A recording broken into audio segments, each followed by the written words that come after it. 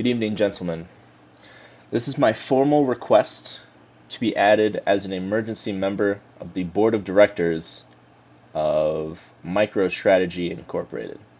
Because whoever's running this company right now is an absolute moron. And I will explain it to you.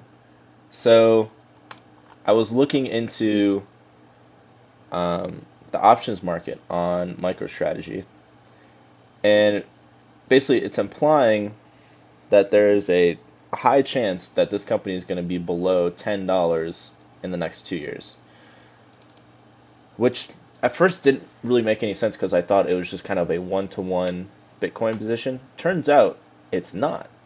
It's actually a leveraged Bitcoin position.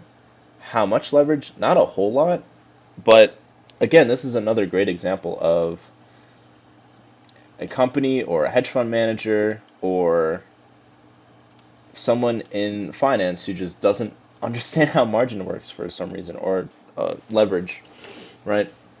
So here's how a leveraged position should work. You project a return and volatility of an asset, or if it's a strategy, you predict your win to loss ratio and the probability of you winning. Now, for Bitcoin, let's just assume we make assumptions about its return and its standard deviation in the future. We can plug that into a formula, the Kelly criterion, and it'll give us what our leverage should be.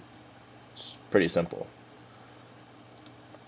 So in this case, if you had an asset that is 10% return with 25% standard deviation, you should 1.6x leverage that asset. However, in a true, the way you're supposed to run a leverage position mathematically correct is if the asset falls in price, you have to sell the asset in order to bring that ratio back to 1.6. So as Bitcoin falls, his leverage on the Bitcoin position is actually increasing. So it's not the same position. The position he had when Bitcoin was at 60,000 to where it is at now, which is like 30,000, is just a completely different position.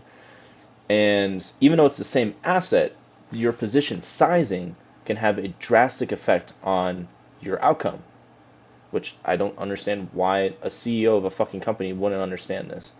He's so bullish on Bitcoin that he's blinded by simple arithmetic that, maybe you should trim your position to keep your leverage in check. Nope, we're just not going to sell it, and hopefully we can get the funding to buy more, which will probably include diluting the shareholders, right? In order to raise capital to pay the margin loan, because it's only 9K away from him getting margin called. And if I know the Bitcoin market at all, which I don't, but I really hope that like overnight, one night it just falls to like 15 grand and he doesn't even like have time to come up with it. It'd be fucking hilarious, right? But this this type of position doesn't make any sense, and you can see that in the option pricing here. Or if you think the opposite, if you think that a leveraged Bitcoin position is completely genius because Bitcoin's just going to go up forever, then instead of buying Bitcoin, you might want to just put on a position like this. But that's not the point. So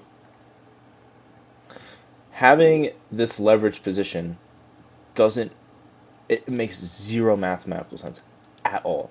Unless you're thinking, oh, because Bitcoin is